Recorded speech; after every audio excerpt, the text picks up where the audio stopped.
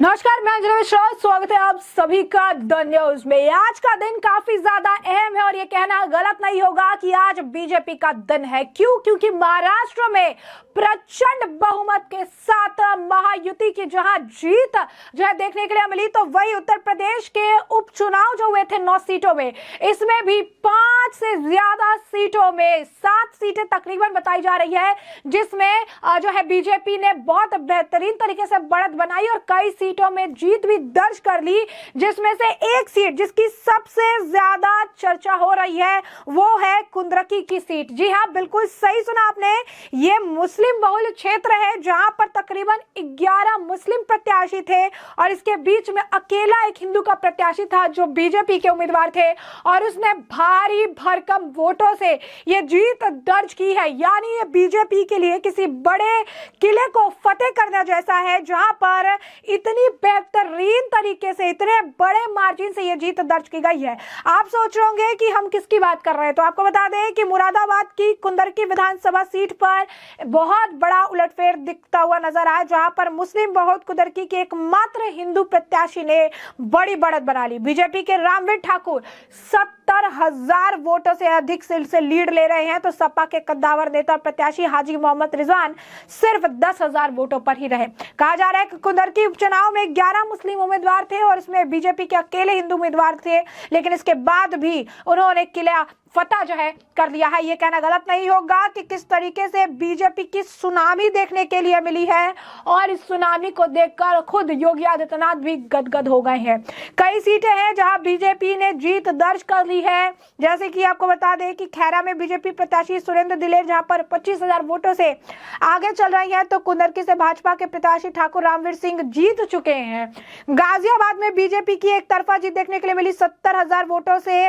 विजय संजीव शर्मा जो है हुए हैं, संजीव शर्मा ने 70,000 वोटों से जो है यहाँ पर जीत दर्ज कर ली है। फूलपुर में बीजेपी के प्रत्याशी दीपक पटेल जो है वो भी 10,000 वोटों से आगे चल रहे हैं, वहां पर भी जीत समझिए कि सुनिश्चित ही मानी जा रही है। तो आप समझ सकते हैं कि किस तरीके से बहुत ही बढ़िया उम्दा प्रदर्शन जो है इनके द्वारा देखने के लिए मिल रहा है और इस उम्दा प्रदर्शन के लिए जितना भी कहेंगे उतना कम है। योगी आदित्यनाथ ने भी अब इस उत्तर प्रदेश के उपचुनाव पर अपनी प्रतिक्रिया दी। क्या कह रही हैं वो? उन्होंने बकायदा एक्स पर पोस्ट करते हुए लिखा कि उत्तर प्रदेश विधानसभा उपचुनाव में भाजपा एनडीए की विजय आदरणीय प्रधानमंत्री श्री नरेंद्र मोदी के यशस्वी नेतृत्व और मार्गदर्शन पर जनता जनार्दन के अटूट विश्वास की मुहर है। ये जीत डबल इंजन सरकार की सुरक्षा, सुशासन, जल कल्याणकारी नीति तथा समर्पित कार्यकर्ताओं के अथक परिश्रम का सुफल है। उत्तर प्रदेश में सुशासन और विकास को अपना मत देने वाले उत्तर प्रदेश में सम्मानित मतदाताओं का आभार। सभी विजय प्रत्याशी को हार्दिक बधाई। बटेंगे तो कटेंगे, एक रहेंगे तो सेफ रहेंगे। यहाँ पर योगी आदित्यनाथ ने फिर जो है अपना नारा दोहराया है। इस मामले को लेकर उत्तर प्रदेश के जो उप मुख्यमंत्री हैं ब्रजेश पाठक, केशव प्रसाद मौर्य, उनका भी बयान है। जरा सुनिए बैक टू बैक उनके बयान, क्या कुछ कह रहे थे वो जब वोटिंग ट्रेंड चल रहे थे। उन्होंने भी जीत का जो है दावा किया और बीजेपी ने बहुत ही शानदार तरीके से यहाँ पर यानी उत्तर प्रदेश के उपचुनाव में प्रदर्शन किया है। गाजियाबाद वो जीत चुके हैं। आपको बताया कि कुंदरी सीट जो है वहां पर विजयी जो है माने जा रही है, क्योंकि उन्होंने 1 लाख से ज्यादा 70 से 1 लाख के बीच की जो बढ़त है उन्होंने बना रखी है। अन्य सीट पर भी बीजेपी का बोलबाला देखने के लिए मिल रहा है। एक सीट अभी समाजवादी पार्टी के खाते में आई है। कहा जा रहा है कि लैंडस्लाइड विक्ट्री जो है उपचुनाव में भी जो है योगी आदित्यनाथ को नसीब हो रही है। क्या कुछ है बयान, जरा सुनिए। प्रचंडतम बहुमत से सरकार बनने जा रही है, ऐसा संकेत रुझानों के माध्यम से आ चुका है और उत्तर प्रदेश में भारतीय जनता पार्टी जो हमारी सीटें थी उन्हें तो हम जीत ही रहे हैं, लेकिन समाजवादी पार्टी से कई सीटें छीन रहे हैं। लेकिन अंतिम रिजल्ट आने से पहले कुछ बोलना नहीं चाहता। मैं इतना ही जरूर कहना, झारखंड में अभी हम बहुमत से थोड़ा दूर हैं, लेकिन यह कह सकता हूं कि जैसे इस देश के अंदर कांग्रेस के नेता और प्रतिपक्ष के नेता श्री राहुल गांधी जी देश के प्रधानमंत्री गरीब परिवार से निकल करके, पिछड़े वर्ग से निकल करके देश के प्रधानमंत्री की जिम्मेदारी को संभालने के बाद सबका साथ सबका विकास करते हुए भारत का मान सम्मान पहचान दुनिया में बढ़ाने का काम कर रहे हैं। और श्री राहुल गांधी जी लगातार मेरे प्रधानमंत्री जी को गाली देने का काम कर रहे हैं। वो प्रधानमंत्री जी को नहीं, वो 140 करोड़ देशवासियों को गाली देते हैं। तो गाली का जवाब कमल का बटन दबा करके, कमल का फूल खिला करके देश की जनता दे रही है। हरियाणा जीते, हरियाणा के बाद महाराष्ट्र फिर से जीत रहे हैं। मतलब हमारी सरकार बार बार जहां एक बार वहां बार बार। और झारखंड में इस बार कहां कमी है, अभी उस रिजल्ट आने के बाद उसकी समीक्षा करेंगे। और यूपी में भारतीय जनता पार्टी ने जानदार शानदार प्रदर्शन किया है।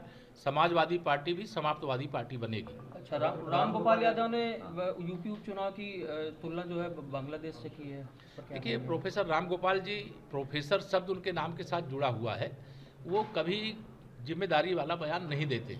और समाजवादी पार्टी पहले ये बतावे कि वो फर्जी पीडीए जो परिवार डेवलपमेंट एजेंसी चला रहे हैं, उस परिवार डेवलपमेंट एजेंसी से जुड़े हुए उनके गुंडों ने करहल विधानसभा में उस दलित की बेटी के साथ दुष्कर्म की घटना और फिर उसकी हत्या हुई, उस पर पहले जवाब दें। और समाजवादी पार्टी का सुपड़ा तो अभी समझ लीजिए कि बहुत कम सफा हुआ है। आने वाले समय में समाजवादी पार्टी उत्तर प्रदेश में खोजने से नहीं मिलेगी। महाराष्ट्र में सीएम कौन बनेगा सर? ये तो भारतीय जनता पार्टी विधायक दल, भारतीय जनता पार्टी विधायक दल और भारतीय जनता पार्टी का नेतृत्व तय कर लेगा।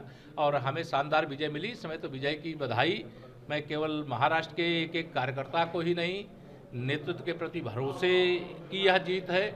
और देश भर के कार्यकर्ताओं में खुशी की लहर है। हमारे बांदा में भी, हमारे उत्तर प्रदेश में भी उपचुनाव के साथ साथ महाराष्ट्र की ऐतिहासिक जीत की भी खुशी है और उसकी बधाई है। बाकी सब ये पार्टी तय कर लेगी। अजीत पवार आपके सहयोगी हैं और अजीत पवार ने बार बार कहा है कि कटे वो बटेंगे तो कटेंगे, क्या मैं विरोध करता हूं? ये चुनाव संपन्न हो गया, विषय समाप्त हो गया। एक है तो सेफ है। उत्तर प्रदेश की 9 सीटों में से 8 सीटें भारतीय जनता पार्टी जीतेगी। करहल की सीट पर भी हमने कड़ी टक्कर समाजवादी पार्टी को दी है, क्योंकि उनकी बिरादरी के वोट अधिक है, इसलिए वहां वो बेहतर स्थिति में है। कानपुर की सीसामऊ सीट भी आप देखेंगे अंतिम चरण की गिनती तक भारतीय जनता पार्टी वो सीट जीतेगी। सीसामऊ में बात करी जाए तो अभी समाजवादी पार्टी लगभग 20,000। मैं जानता हूं अभी उनके इलाके के वोट खोल रहे हैं, जैसे ही हमारे इलाके के वोट खोलेंगे आप देखेंगे भारतीय जनता पार्टी वहां जीतेगी। 9 सीटों पे ये उपचुनाव है, क्या लगता है भारतीय जनता पार्टी को कितनी सीटें इसमें मिलेंगी? 9 में 8 सीटें भारतीय जनता पार्टी जीतेगी, ऐसा मुझे लगता है। महाराष्ट्र की बात करी जाए तो वहाँ मायावती जो है वो लीड कर रहा है। देखिए, जो भारतीय जनता पार्टी गठबंधन था महाराष्ट्र में प्रचंड बहुमत की तरफ आगे बढ़ रहा है। ये माननीय मोदी जी की गरीब कल्याण योजनाओं ने जन जन का भरोसा जीता है। महाराष्ट्र के लोगों ने माननीय मोदी जी के नाम पर भारतीय जनता पार्टी गठबंधन को, महायुति को वोट देने का काम किया। तो ठाकरे जी के कैंप से लेकिन खबरें आ रही है कि गड़बड़ी की आशंका। देखिए, इस प्रकार की बातें केवल जब हारते तो फेस सेविंग के लिए कहते हैं और कुछ नहीं है। भारतीय जनता पार्टी शुचिता पारदर्शिता की हमेशा चुनाव के पक्षधर है। झारखंड की बात करी जाए, वहाँ से क्या झारखंड में भारतीय जनता पार्टी रहती है क्या?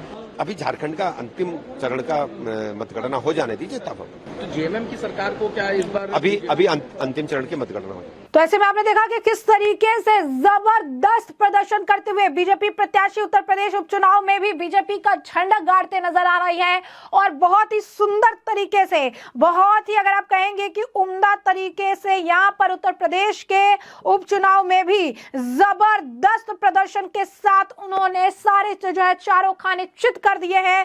जबरदस्त तरीके से अब उत्तर प्रदेश में कमल खिलता नजर आ रहा है। और उतनी ही जबरदस्त तरीके से अगर आप देखेंगे तो अब उत्तर प्रदेश के उपचुनाव में जिस तरीके से योगी आदित्यनाथ ने वापसी की है, वो लोकसभा चुनाव में जिस तरीके से बयानबाजी की जा रही थी, लोकसभा चुनाव में जिस तरीके से योगी आदित्यनाथ उत्तर प्रदेश को लेकर बयान दिए जा रहे थे, अब उपचुनाव में जिस तरीके के रिजल्ट देखने के लिए मिल रही है वो उनके मुंह पर करारा तमाचा है जिन्होंने योगी आदित्यनाथ को अंडर एस्टिमेट किया था। यानी साफ तौर पर एक बार फिर योगी आदित्यनाथ की वापसी आप कह सकते हैं देखने के लिए मिल रही है जबरदस्त तरीके से। क्योंकि जहां पर एक सीटें मिली थी थोड़ा आंकड़ा ऊपर नीचे हुआ था, लेकिन अब उपचुनाव में जो रिजल्ट आ रही है ये बता रही है कि योगी आदित्यनाथ ने किस तरीके से मजबूत पकड़ बना के रखी कि मुस्लिम बहुल क्षेत्र में भी ज्यादा से ज्यादा वोटर जो है लोगों ने एक हिंदू प्रत्याशी को किया जो बीजेपी के प्रत्याशी है।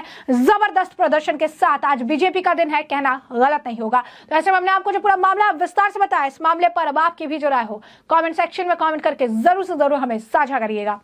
धन्यवाद।